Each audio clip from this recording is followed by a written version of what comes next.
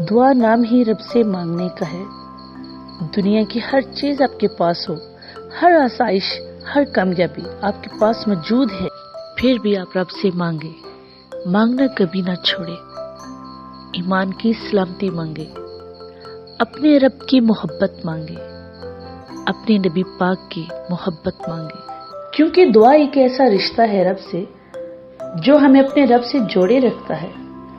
دعا ہماری ساری عبادت کا نچوڑ ہے۔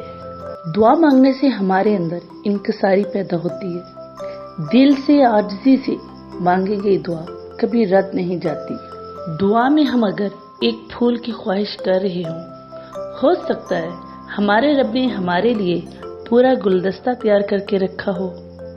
دعا سے وہ گلدستہ بھی باغ بن سکتا ہے۔ بس آپ دعا مانگنا کبھی نہ چھوڑیں، اپنے رب سے دعا کے ذریعے رشتہ مضبوط بنائیے۔